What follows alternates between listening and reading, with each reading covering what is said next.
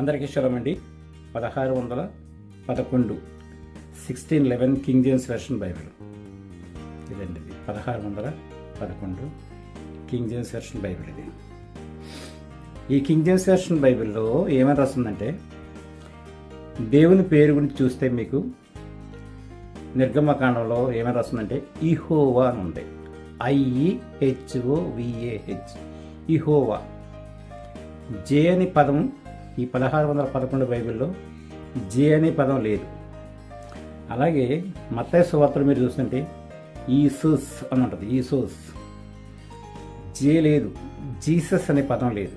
అంటే జే అనే అక్షరం 17th సెంచరీ వరకు ఇంగ్లీష్లో లేదని ఈ బైబిల్ మనకి రుజువు చేస్తుంది.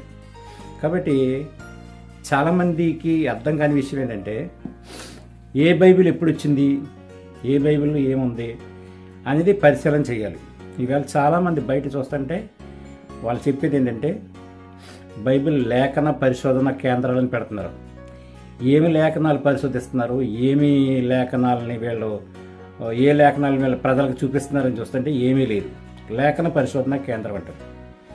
అలాగే మీరు ప్రతిదీ కూడా చాలా జాగ్రత్తగా పరిశీలన చేస్తే క్రొత్త నిబంధన గ్రీకులో రాశారని చెప్తారు. కానీ ఒరిజినల్గా క్రొత్త నిబంధన గ్రీకులో రాయలేదండి, వాళ్ళ హిబ్రూలోనే రాశారు. దానికి మనకు సంబంధించిన ఆధారాలు దొరకకపోవచ్చేమో కానీ ఒరిజినల్గా దాన్ని హీబ్రూలోనే రాశారు. ఏం చేతంటే అది హిబ్రూల కొరకు రాసింది. న్యూ టెస్టిమెంట్ ఏంటంటే కేవలము యెషూవను మెస్సియాగా నమ్మలేని యూదుల కొరకు, ఆయనే మెస్సియా అని చెప్పడం కొరకు పాత నిబంధనలోని వాక్యాలు కొన్ని ప్రవచనాలు తీసుకుని న్యూ టెస్టిమెంట్లో యాడ్ చేసి అప్పుడు న్యూ టెస్టిమెంట్ వాళ్ళకి విశదీకరించడం కోసం రాయబడింది.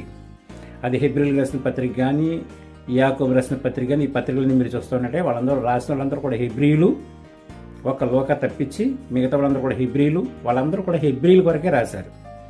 అన్యజనులు ఏంటంటే జస్ట్ వాళ్ళకు ఒక ద్వారం తెరిచాడు, ఆ ద్వారాన్ని బట్టి వాళ్ళు యూదులతో సమాన వారసత్వం కలిగి ఉంటారు. ఎక్సెప్ట్ దట్ అది తప్పించి మిగతాదంతా కూడా బైబిల్ అంతా కూడా న్యూ టెస్టిమెంట్ అంతా కూడా రాయబడింది ముఖ్యంగా హిబ్రీల కొరకు, యూదుల కొరకు మాత్రమే రాశారనమాట. ఈ విషయం చాలామందికి అర్థం కాదు. ఇకపోతే చాలామంది క్రైస్తవ బోధకుల్లో ఉన్న అబద్ధ బోధకులు చెప్పే మాట ఏంటంటే, పేతురు తన పత్రికను గ్రీకులో రాశాడు అని చెప్తారు. ఇక్కడ చాలా జాగ్రత్తగా ఉన్నారండి. ఎవడు చెప్పినా మనం వినేయటం కాదండి, అది ఎంతవరకు నిజమని మనం పరిశీలన చేయాలి. పెంతెకొస్తు పండుగ రోజున పేతురు గారు ప్రసంగం చేసినప్పుడు ఆయన అక్కడ ఈ నామం తప్ప మరి ఏ నామం కూడా రక్షణ లేదని చెప్పాడు. అది ఏ నామం, ఎలా ప్రసంగం చేశాడు ఆయన? హీబ్రూలో ప్రసంగం చేశాడు ఆయన. అక్కడ ఏంటది?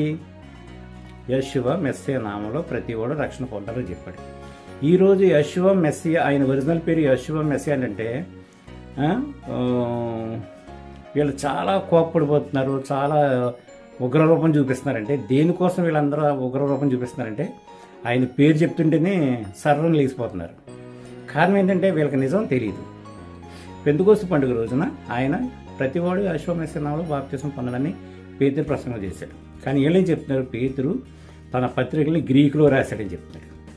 సరే, ఇంకో విషయం, కొన్ని వీళ్ళనుకున్నట్టుగా దమస్కు రోడ్లో అపోస్తలుడైన సౌలును పడగొట్టినప్పుడు అక్కడ హెబ్రీ భాషలో ఒక స్వరము నాతో పలుకుట వింటాడు. అప్పుడు నువ్వు ఎవడు అని అడిగినప్పుడు ఆయన నేను యెషూవను అని హెబ్రీ భాషలో చెప్పాడనండి.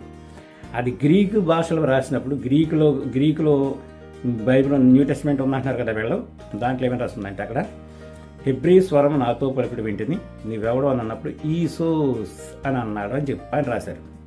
అది పచ్చి అబద్ధం అని మనకు తెలుసు. అలాగే ఇంగ్లీష్లో ఏం రాశారు?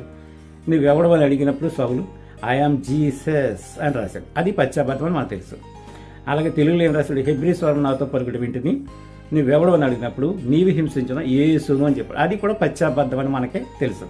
ఎంచేదంటే ఇంగ్లీషోడికి ఇంగ్లీష్లోను, తెలుగుడికి తెలుగులోను, తర్వాత గ్రీకుడికి గ్రీకులోను, ఇలాగ భాషకు పేరు మార్చి అక్కడ అపోస్తలుడైన సౌలుతో మాట్లాడాల. ఆయన ఏం చెప్పాడు?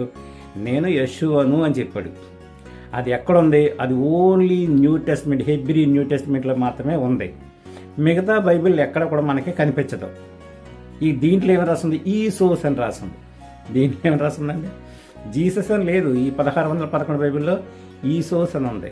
ఇప్పుడు ఇన్ని పేర్లు చెప్పాడా ఒకేసారి? కనుక ఈ విషయాన్ని మనం ఆలోచన చెయ్యాలి. ఎంచేదంటే వేయబడిన పునాది తప్ప వేరొక పునాది ఎవడు వేయకూడదు. రకరకాల పునాదులు క్రిస్టియానిటీలో వేశారు. అందుకనే రకరకాల డినామినేషన్స్ ఉన్నాయి. ఇన్ని డినామినేషన్స్ ఉన్నప్పుడు ఏది నిజమో ఏది అబద్ధం ఎలా తెలుస్తుంది? మనకి ఎలా తెలుస్తుంది అంటే మనం మొదటి శతాబ్దానికి వెళ్ళి మొదటి శతాబ్దంలో ఆది అపోస్తులు ఏం బోధించారో మనం తెలుసుకుంటే ఈ మోసగాళ్ళందరూ మనకి తేలిపోతారండి. ఈ మోసాలను మనం అరికట్టాలంటే ఎక్కడికి వెళ్ళాలి? మనం ఆది అపోస్తుల బోధకి వెళ్ళాలి. ఆది అపోస్తులు ఏం బోధించారు? యేషువ మెస్సీయా అని బోధించారు. ఈవేళ తొడలు కొట్టి సవాళ్ళు చేసి పెద్ద పెద్ద అడవిడి చేసి పెద్ద పెద్ద కేకలేసి ప్రసంగాలు చేస్తూ రకరకాలుగా మాట్లాడుతున్న వాళ్ళు వీళ్ళందరూ కూడా కనీసం ఎవడో కూడా వాడు మంచిగా ఉండనివ్వండి లేదా ఇంకో రకం ఉండదు ఇంకో రకం ఏ విధమైన ప్రసంగాలు చేయండి, వీళ్ళెవ్వరూ కూడా ఆయన పేరు యేషువ మెస్సీయా అని పేరు చెప్పట్లా. ఇంకేదంటే చెప్పారంటే వాళ్ళ యొక్క పునాది పడిపోద్ది. అది వాళ్ళ భయం. అపోస్తులు బోధించిన కొన్ని విషయాలు బోధిస్తారు తప్ప అపోస్తులు బోధించిన విలువైన విషయాలు మాత్రం వీళ్ళెవ్వరికీ కూడా చెప్పట్లేదు. అపోస్తులు బోధించిన మారు మనసు గురించి బోధిస్తారు. అపోస్తులు బోధించిన బాప్తిసం గురించి బోధిస్తారు. అపోస్తులు బోధించిన రొట్టె ద్రాక్షారసం గురించి బోధించారు. కానీ అపోస్తులు బోధించిన ఆయన నామం విషయంలో మాత్రం వీళ్ళు బోధించరు. బాప్తిసంలోనూ కూడా మోసమే, రొట్టె ద్రాక్షారసం ఇవ్వడంలోనూ మోసమే, మారు మనసు విషయంలోనూ మోసమే. ఇలాంటి మోసకరమైన బోధల్లో మనం ఉన్నాం.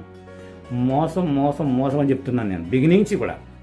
ఈ మోసగాళ్ళ బారి నుంచి మీరు బయటికి రావాలంటే మీరు ఎక్కడ రావాలి? ఆది అపోస్తుల బోధకు రావాలి. ఇది చూస్తారు కదా, 1611 బైబిల్లో జీసస్ అనే పేరు లేదు. ఇక క్రీస్తు సంఘం అని ఒక మతశాఖ ఉంది. వాళ్ళు ఏమంటారంటే మేము మతశాఖ కాదు మాదే నిజం అంటారు. వాళ్ళు కూడా పశ్చాబద్ధం. ఎందుకనంటే క్రీస్తు అనే పేరే లేనప్పుడు క్రీస్తు సంఘం ఎక్కడి నుంచి వస్తుందంటే క్రీస్తు అనే పేరే యూదులకి ఎవరికి కూడా తెలియదు. అర్థమవుతుంది మీకు? కాబట్టి క్రీస్తు సంఘం ఎక్కడి నుంచి వస్తుంది? కాబట్టి క్రీస్తు సంఘం అనేది కూడా మత శాఖల్లో చాలా చండాలమైన శాఖ అనమాట అది. ఇక ఆదివారం రొట్టె ఇవ్వడం అంటే అది మరీ దరిద్రం. అసలు ఆదివారం ఆరాధనే దరిద్రం. బైబిల్లో లేదు. ఎవరైనా ఉంటే చూపించమనండి.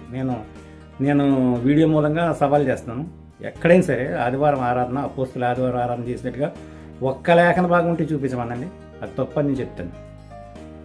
ఆదివారం అన్నమాట 8 సార్లు ఉంటాయి. ఆ 8 సార్లు కూడా ఎక్కడా కూడా వాళ్ళు ఆరాధన చేసినట్టుగా కానీ ఆరాధన చేయమన్నట్టుగా కానీ లేకపోతే సబ్బాతుని ఆదివారానికి మార్చినట్టుగా కానీ ఒక్క లేఖన భాగం ఎక్కడ కూడా న్యూ టెస్ట్మెంట్లో కనిపించదు. కనుక మీరు ఏంటంటే ఏదో ఒక డినామినేషన్లో ఉండి పరలోకం వెళ్ళాలంటే మాత్రం జరగని పని.